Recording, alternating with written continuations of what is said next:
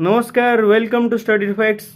गोटे बहुत बड़ कार्गो शिप श्रीलंकार कोलंबो पोर्ट निकटरे बुड़ीबारे लगी। With cargo ship sinking Sri Lanka faces one of its worst environmental disasters in decades. अनुमान करा जाउची श्रीलंका रे वर्स्ट एनवायरमेंटल डिजास्टर देखिବାକୁ मिल पारे एवं एठारे भी आम भारत श्रीलंका को हेल्प करिवारे लागिछि। भी express Paul made in China ship 20 मे रे श्रीलंकार कोलंबो पोर्ट रु 18 किलोमीटर दूर रे बहुत जोरे जलिबाकू लागिला। एही शिप रे 25 टन रो नाइट्रिक एसिड, किछि प्लास्टिक पेलेट्स एवं अन्यान्य केमिकल्स थिला। एही शिप टी 15 मे रु गुजरात रो हाजिरा पोर्ट रु बाहरी श्रीलंकार कोलंबो पोर्ट आडकू जाउथिला।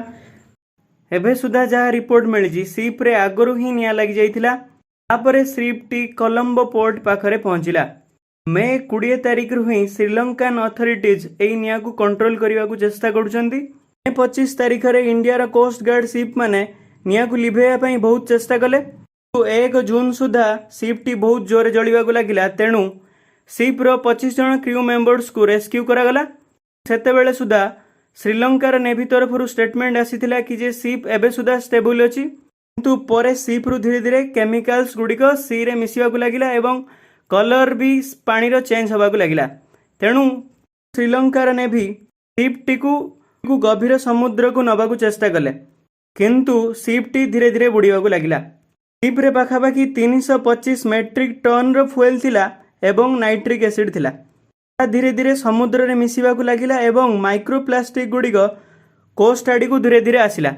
जो श्रीलंकार कोस्ट रे बहुत सारा मरीथिबा माछ भी देखिबा को मिलिछि।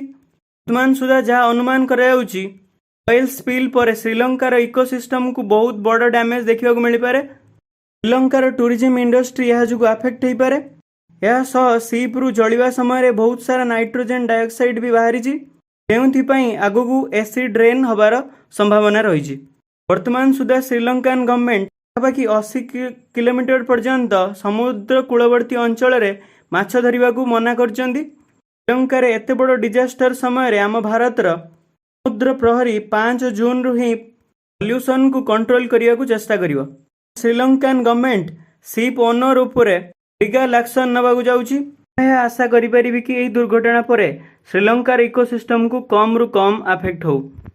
Thank you for watching. Have a good day.